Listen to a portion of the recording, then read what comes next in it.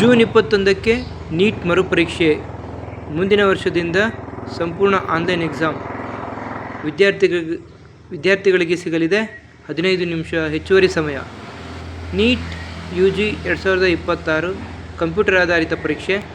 ಈ ಕಂಪ್ಯೂಟರ್ ಆಧಾರಿತ ಪರೀಕ್ಷೆಯಿಂದ ವಿದ್ಯಾರ್ಥಿಗಳಿಗೆ ನಿರಾಳ. ಏನೆಲ್ಲ ಅಡ್ವಾಂಟೇಜಸ್ ಇದೆ ಅಂತ ನೋಡಿ. ಈ ಒಂದು ಕಂಪ್ಯೂಟರ್ ಆಧಾರಿತ ಪರೀಕ್ಷೆಯಿಂದ ವಿದ್ಯಾರ್ಥಿಗಳಿಗೆ ಮರುಪರೀಕ್ಷೆ ಅವಧಿ 15 ನಿಮಿಷ ಹೆಚ್ಚಳ, ಅಂದರೆ 15 ನಿಮಿಷ ಎಕ್ಸ್ಟ್ರಾ ಸಿಗುತ್ತೆ ಇವರಿಗೆ. ನೆಕ್ಸ್ಟ್ ಮಧ್ಯಾಹ್ನ 2ರಿಂದ 5:15ರವರೆಗೆ ಈ ಪರೀಕ್ಷೆ ನಡೆಸಲಾಗುತ್ತೆ. ಪರೀಕ್ಷಾ ಕೇಂದ್ರದ ಆಯ್ಕೆಗೂ ಅವರಿಗೆ ಅವಕಾಶ ಇರುತ್ತೆ. ಇದಕ್ಕಾಗಿ 1 ವಾರ ಕಾಲಾವಕಾಶ ಇರುತ್ತೆ. ಮತ್ತು ಪರೀಕ್ಷಾ ಕೇಂದ್ರದ ಆಯ್ಕೆಗೂ ಅವಕಾಶ, ಇದಕ್ಕಾಗಿ 1 ವಾರ ಕಾಲಾವಕಾಶ ಇರುತ್ತೆ.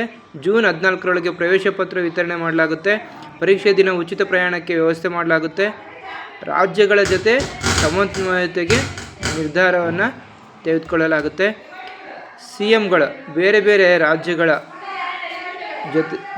ರಾಜ್ಯಗಳ ಮುಖ್ಯಮಂತ್ರಿಗಳ ಜೊತೆ ಚರ್ಚಿಸುತ್ತೇನೆ ಎಂದ ಕೇಂದ್ರ ಶಿಕ್ಷಣ ಸಚಿವರಾದಂತಹ